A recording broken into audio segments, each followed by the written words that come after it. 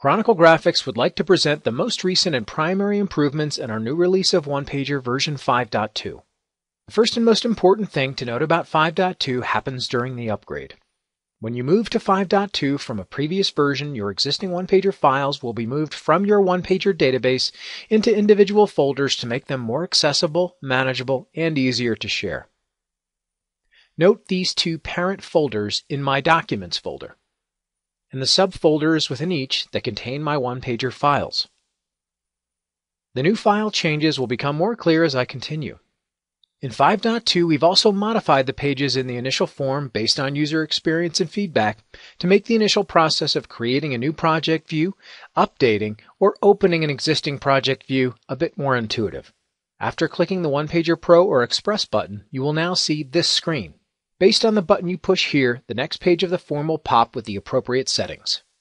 If we click Open and Browse, notice that a Windows Explorer will pop, essentially asking us now which OnePager project view file we want to open in the OnePager editor. Just in case you weren't previously aware, the file extension for the project view is .tam, which is why we call it a TAM file. Opening your file in this way is very intuitive and more typical of a Windows application. If we go back to the initial form and click New, the template selection on page 2 of the form is now more visible. And if you click Change and Browse, a Windows Explorer will open, asking you to select the template file you'd like to use in order to make your new project view. The template file has a .tat extension and is a series of settings that will control the formatting and organization of your visual. Different templates will give you different looking visuals. If you didn't pay attention to what templates were before, please visit our video specifically about templates and why they're so important on our video portal. One thing to be aware of is that you still must open a TAM or TAT file from within OnePager. These files cannot be opened with a double click in your Windows Explorer alone. To open a template, click your Templates button. And to open a project view, click your OnePager PRO or Express button, and then Open to locate the visual you want to open in the OnePager editor. When I make a new OnePager project view, it is now up to me to save it if and where I want.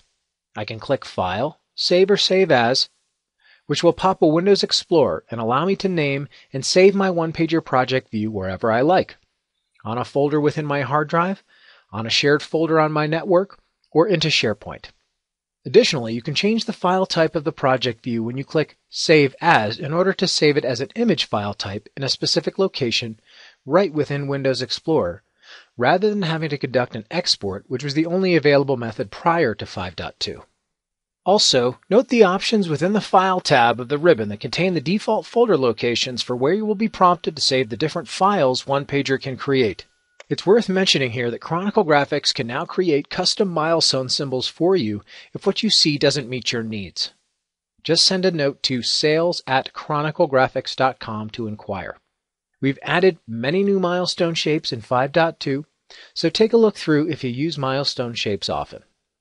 There are several other small added features or improvements that you will come across, and we've also invested more resources into our quality assurance process, so please let us know if you experience an issue, as we'd like to resolve it immediately.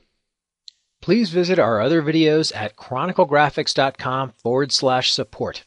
You can also call us at the number shown or email us at support@chroniclegraphics.com or sales@chroniclegraphics.com, and we'll be happy to assist you.